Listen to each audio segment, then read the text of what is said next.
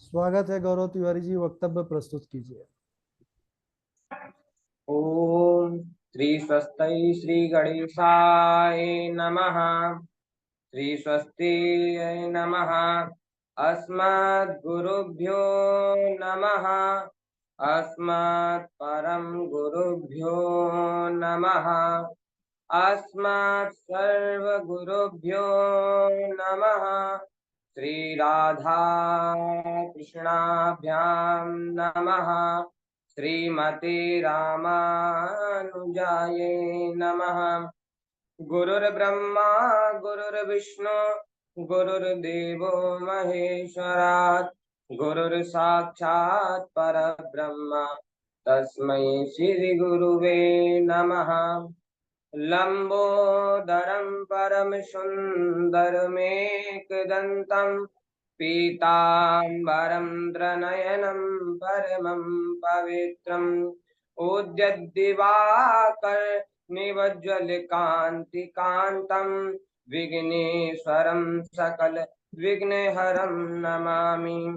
शरीरं स्वरूपं ततो वा कलत्रं यशश्चारुचित्रं धनं मेरुतुल्यं मनश्येन लग्नं श्रीगुरुरङ्गपद्मे तथा किं तथा किं तथा किं तथा किं नारायणं नमस्कृत्य नरं चैव नरोत्तमं देवीं सरस्वतीं व्यासं ततो जयमुदीरयेत्।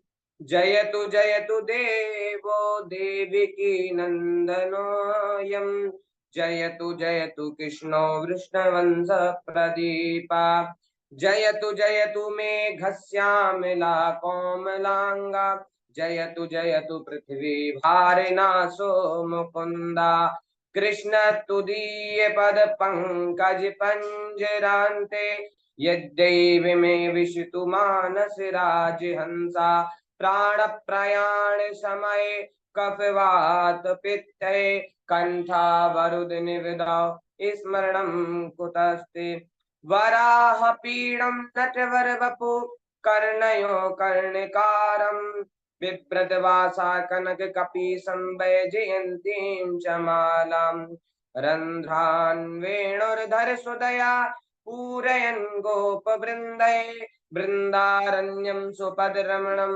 स्मरणं कुतस्ते वराह करारविन्दे पदारविन्दं मुखारविन्दे विनिवेशयन्दं वटै पत्रस्या पुटे शयानं वालं मुकुन्द मनसा स्मरामि रामाय रामभद्राय रामचन्द्राय वेधसे रघुनाथाय नाथाय सीताया पतये नमः।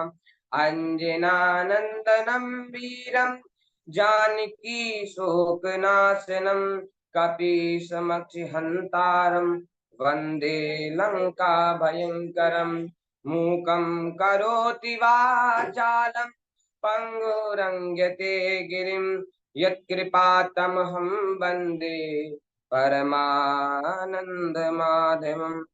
भक्त भक्ति भगवंत गुरु चतुर नाम बपु एक इनके पद वंदन किए नासत विघ्न अनेक। श्री गुरुवर के चरणन में करु बारंबार प्रणाम आन विराजो कंठ में कहो कथा विराम। जय जय श्री राधा रमण जय जय नवल किशोर जय जय श्री चितचोर प्रभु जी जय जय माखन चोर। वृंदावन के वृक्ष की मरम न जाने कोई डाल डाल और पात पात पर राधा नाम सोई। श्रीमद् भागवत महापुराण की जय। आइए अनंत कोटि ब्रह्मांड नायक अचंत कल्याण गुण गणनधान सर्वेश्वर सर्वाधिपति अकारण करुणा वर्णालय अकारण करुणाकार सकल जन्य कल्या साभारत परात्पर पर ब्रह्म अनंत कोटि गंधर्पटिया निर्गुण निराकार सगुण साकार जगदई के बंधु करुणई के सिंधु सच्चिदानंद घन परमात्मा श्री राधा श्री एवं किशोरी जी के एवं ठाकुर जी के युगल चरणार बिंदु में दास का बारंबार प्रणाम।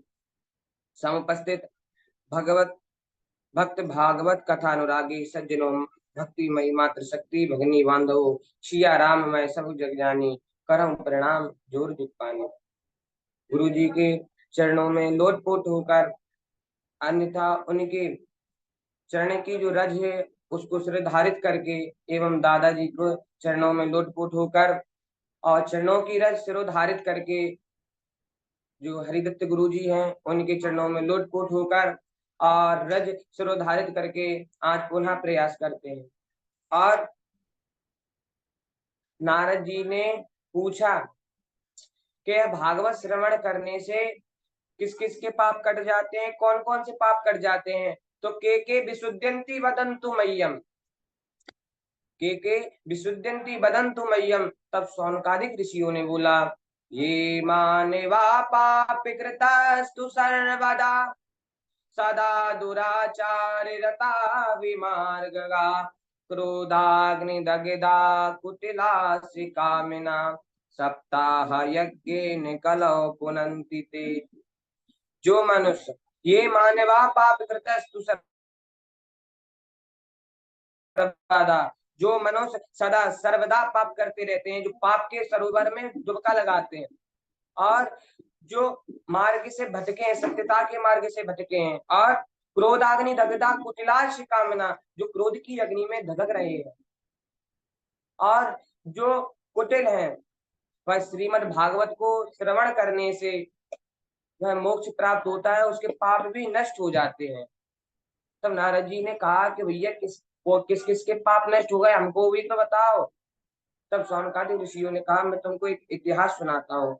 बोले तुंग भद्रा तटे पूर्व मभूत पतनमुत्तमम् आत्मदेव पुरे पुरे तस्मिन् सर्व वेद विशारदा।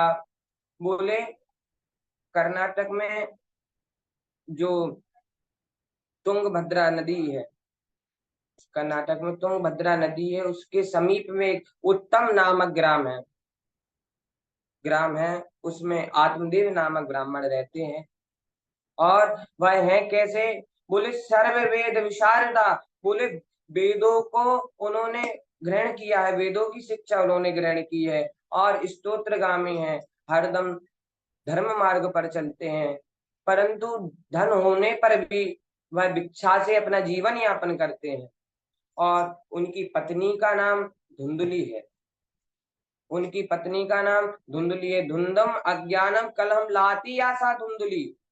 बोले जो सदा अज्ञानता के कारण लड़ाई में लगी रहती है, वह सुंदरी भी उत्तम कुल में उत्पन्न हुई और परंतु सदा अपनी बात मनमाने में ही लगी रहती है और बड़े घर के काम में दक्ष है, घर के काम में बिल्कुल दक्ष है और कंजूस भी है, झूठ भी बोलती है।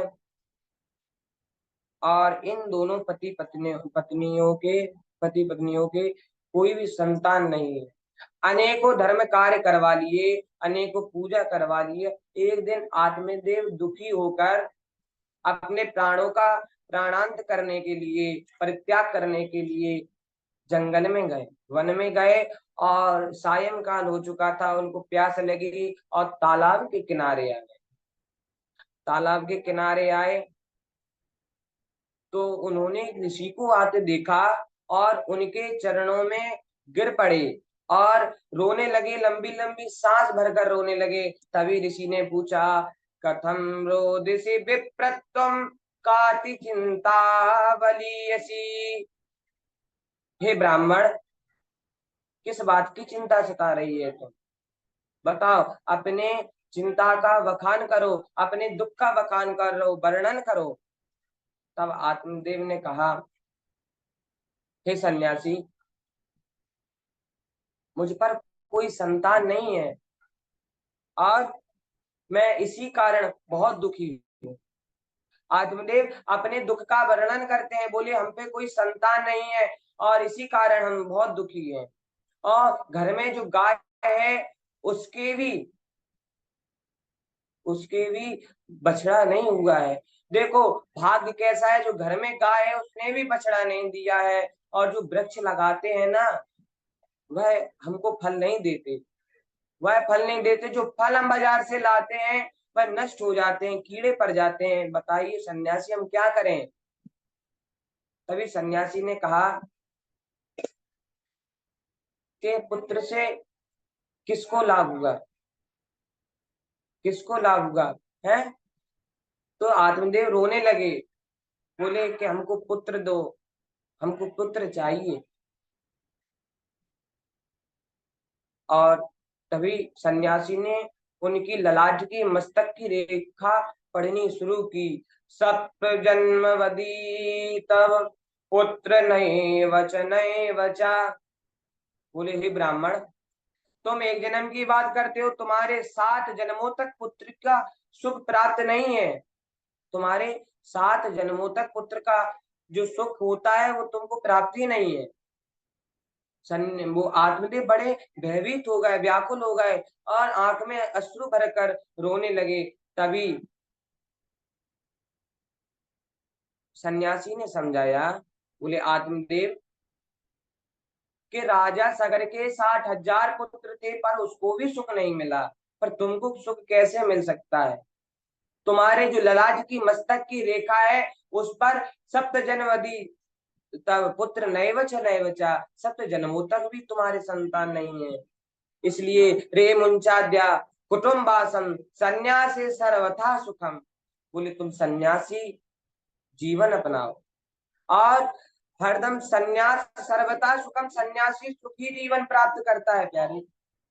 तभी आत्मदेव दुखी होकर बोलने लगे, गृहस्था सरसो लोके पुत्र पौत्र समन्विता।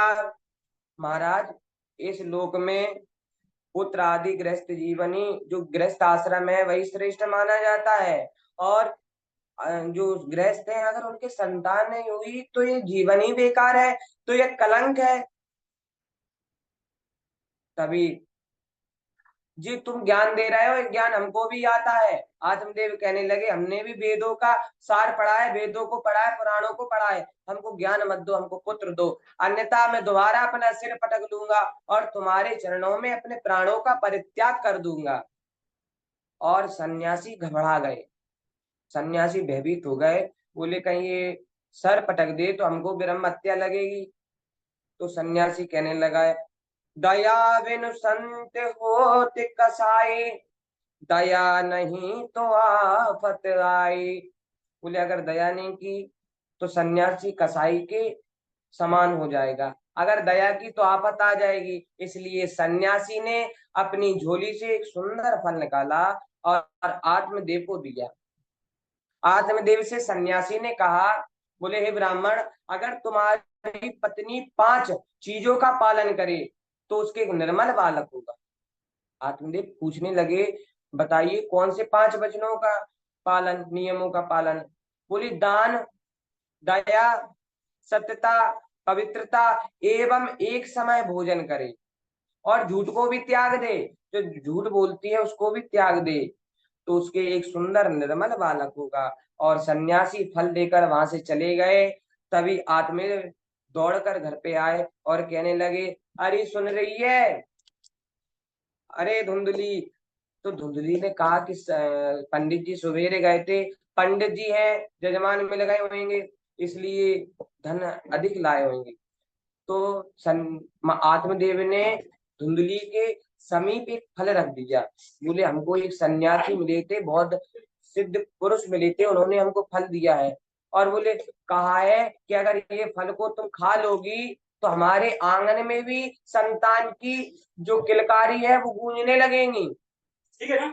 और सन्यासी जो आत्मदेव है वह फल देकर अन्य दिशा में चले गए। वह फल को देखती रही धुंधली लेकर, बोली हमारो पति शर्या गए हुए। अरे फल से संतान होने लगी तो कलयुग में कितनी जो बांझ फिर रही हैं, है? तो इतने में उसकी पड़ोसन आ चुकी है। पड़ोसन आई, बोले कि आज हमारे पति पता नहीं क्या हो गया है, और उनको एक सन्यासी मिले थे और उन्होंने ये फल दिया है, और कहा है अगर इस फल को तुम्हारी पत्नी खा लेगी तो उसके अच्छा निर्मल बालक होगा। तो वह जो पड़ोसन थी वह सत्संग से बिल्कुल समीप थी, भगवान से बिल्कुल समीप थी। उसने कहा ये संतों का प्रसाद है, बिल्कुल सत्य बात हो सकती है। बोले अच्छा, हाँ इसको खा ले तू। बोली नहीं नहीं नहीं, हमने ये भी सुना है जो गर्भवती स्त्री होती है वह काम नहीं कर पाती है। बोले हाँ ये तो बात सही है। बोले अगर मैं काम नहीं करूंगी तो फिर हमारा काम करेगा कौन? अरे बोली तुम्हारी ननद है उसको बुला लेना। इतने जैसे पड़ोसन ने कहा, इतने में से धुंधली ने बड़े क्रोध भाव से कहा, अरे तू उसको नहीं जानती, बहुत चोटी है। बोली अच्छा। और धुंधली सोचकर बैठने लगी।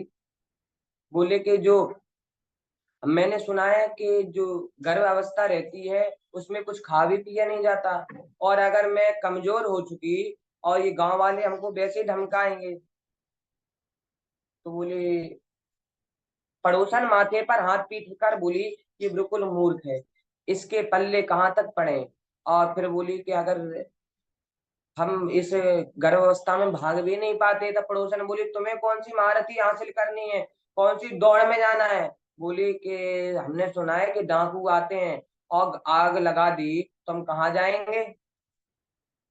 तो वह पड़ोसन देखकर हंसने लगी। और धुंधली ने कहा हमने कथा में भी सुना है, कईयों के मुंह से सुना है कि सुखदेव जी 12 बरस तक अपने मैया के गर्भ में रहे। तो भाई पड़ोसन बोली सुना तो हमने भी है, सत्य बात है, सत्य बात है। कहीं हमारे 2-3 वर्ष यह बालक रह गया तो हम तो बिना मौत के मर जाएंगे। यह प्रकार धुंधली ने तर्क कुतर्क करके वह फल रख दिया। एक समय उसकी बहन आई और बोली कि बहना तू चिंता मत कर, तू दुखी मत हो, जो मेरे गर्भ में जो 10वां गर्भ है और मेरे अधिक संतान है, तुम्हारे यहाँ खाने को है तो कोई खाने वाला नहीं है, हमारे यहाँ खाने को नहीं है तो खाने वाला अधिक है, इसलिए तुम हमारे पति को बहुत धन दे देना और वह तुम्हें बालक दे देंगे। तो धुंधली ने ऐसा ही किया। और उसकी बहन कहने लगी ये फल की भी परीक्षा कर ले। बोले कैसे? बोले तुम्हारे घर में जो गाय है ना उसके भी कोई बछड़ा नहीं होगा, उसको ये फल खिला दे। धुंधली ने ऐसा ही किया और समय आने पर बहन के यहाँ एक बालक हुआ। अपने पति के हाथों से बालक को धुंधली के यहाँ पहुंचा दिया। धुंधली ने आत्मदेव को सूचना की कि बालक कुशल पूर्वक हुआ है, तो आत्मदेव बहुत प्रसन्न और ब्राह्मणों को बहुत सा धन दिया, बहुत सा धन दिया। बालक का जात कर्म संस्कार नाम रखने की बारी आई तो आत्मदेव नाम रखने लगे। तभी धुंधली बोली आहा, 9 महीने हमने गर्भ में रखे, नाम आप धरिए। मैं धरूंगी। तो आत्मदेव बिल्कुल सीधे भोले भाले थे, बोले तू ही रख ले नाम, मेरा नाम धुंधली तो इसका नाम धुंधकारी। देखिए धुंधकारी का अर्थ क्या होता है? धुंधुम कलहम क्लेशम करोति कारयति सा सा धुंधकारी। धुंधकारी का जो स्वयं लड़े और दूसरों को भी लड़ाए वह धुंधकारी होता है। और 3 माह के पश्चात गाय ने भी एक सुंदर बालक को जन्म दिया, जिसका पूरा शरीर मनुष्य का था और कान वह केवल गाय के समान थे। तो उसका भी नामजात कर्म संस्कार हुआ, उसका नाम रखा गया गोकर्ण। और गांव वाले देखने आए तो कहने लगे देखो आज आत्मदेव पंडित जी का भाग उदय हुआ है, जिसके घर में एक संतान नहीं थी आज उसके गाय ने भी संतान दी। जब ऊपर वाला देता है तो छप्पड़ फाड़ के देता है, और दोनों ही बालक ने अच्छी ख्याति प्राप्त की। बोले कैसा? बोले गोकर्णो पंडितो ज्ञानी धुंधकारी महाखला। बोले गोकर्ण जी महान ज्ञानी बने, बहुत ज्ञानी बने, और धुंधकारी महाखला, जो खल का अर्थ होता है खा से खाना और लात से लड़ना, जो दूसरों को लड़ाए। और पता है जब गोकर्ण जी गांव में निकल जाते थे तो सभी उनके चरण स्पर्श करने के लिए दौड़ते थे, और जब धुंधकारी निकलता था तो सभी अपने दरवाजा लगा लेते थे। और धुंधकारी क्या है बोले, स्नान शौच क्रिया हीनो दुर्वक्षी क्रोध वर्धिता। बोले वो स्नान भी नहीं करता था, दुर्वक्षी क्रोध, उसमें क्रोध इतना था कि क्या कहें।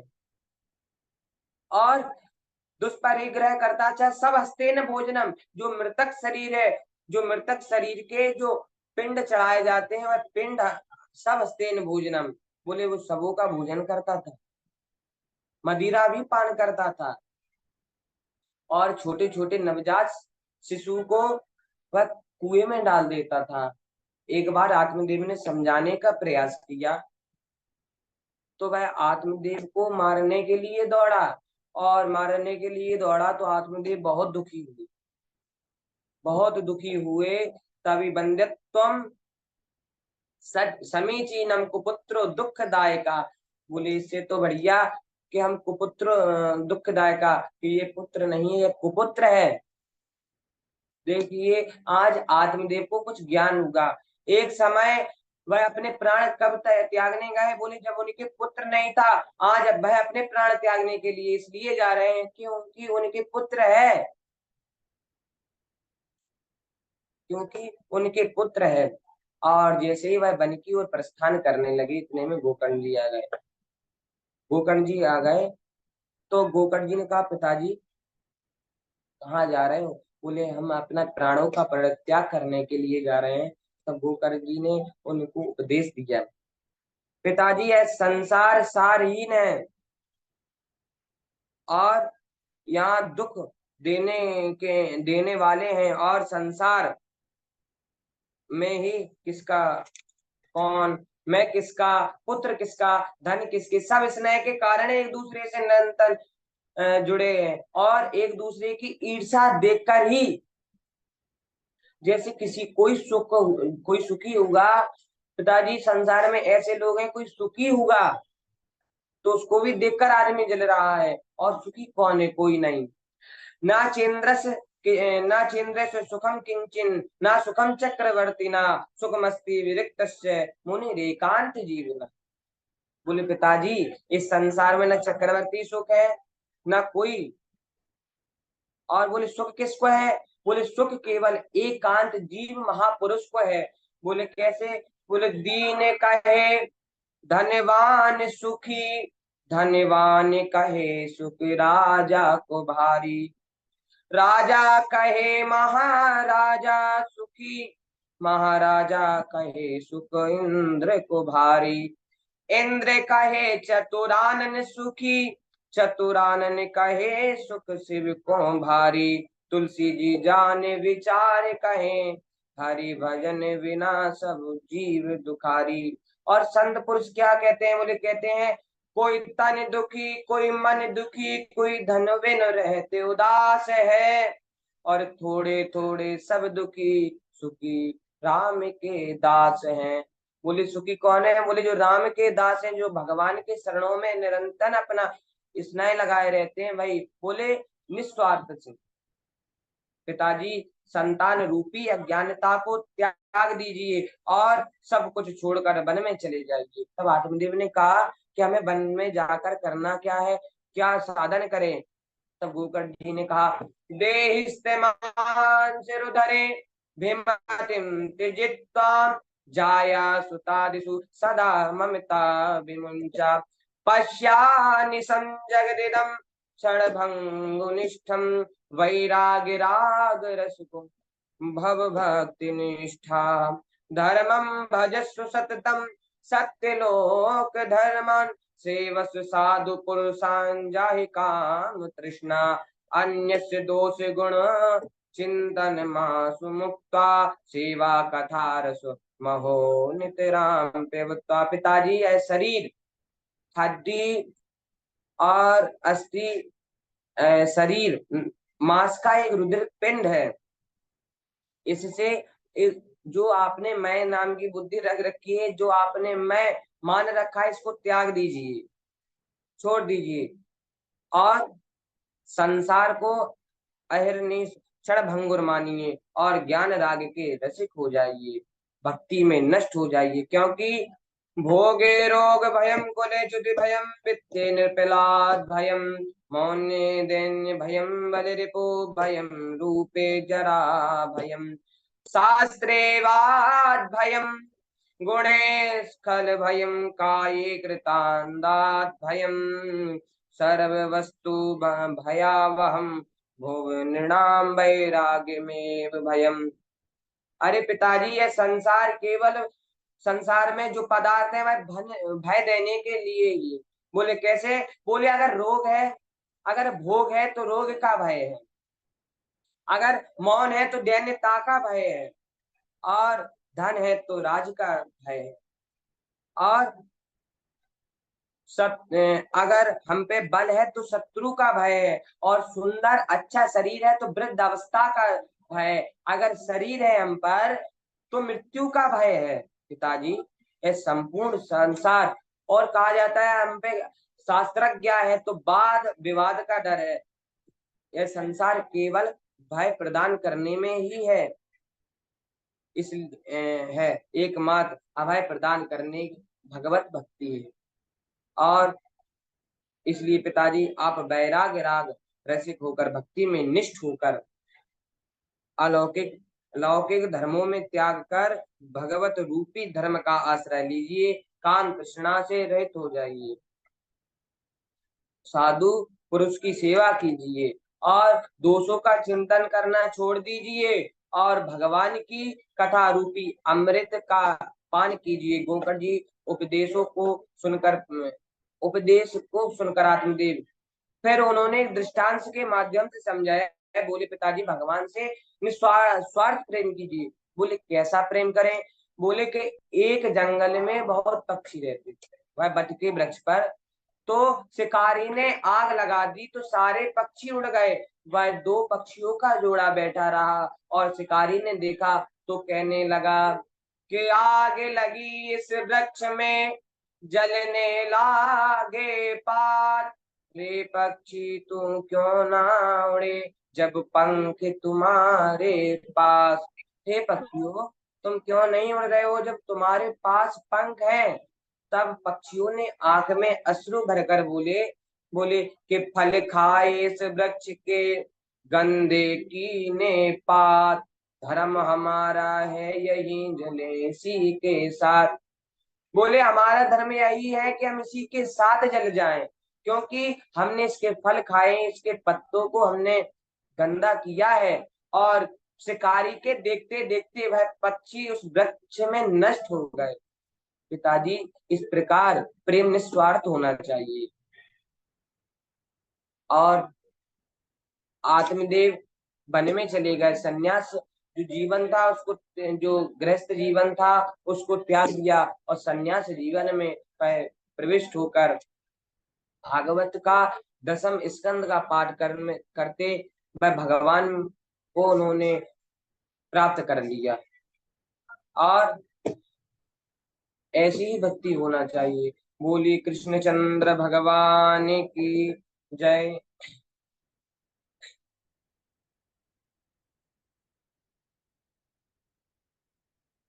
जी गुरु जी, समय अभी है नहीं है।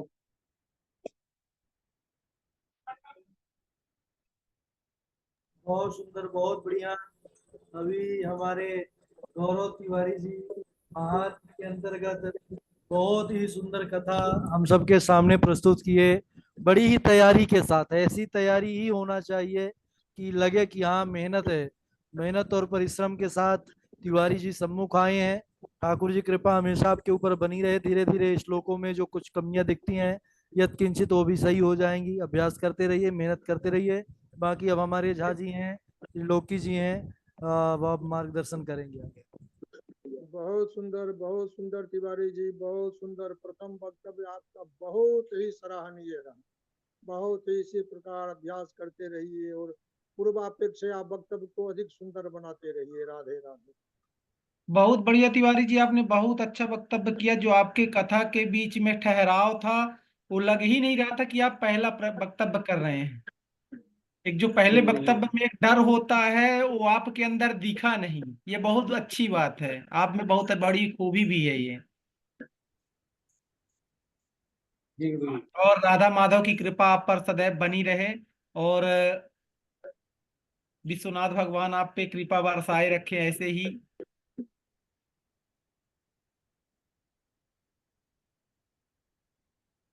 बहुत सुंदर वक्तव्य है भैया आपका। आनंद आ गया, मस्त, अच्छा लगा बहुत ही। जी धन्यवाद। बहुत सुंदर था, अति सुंदर, आनंद आ गया। भगवान श्री कृष्ण की कृपा आपके ऊपर बनी रहे, इसी तरह आप आगे बढ़ते रहे।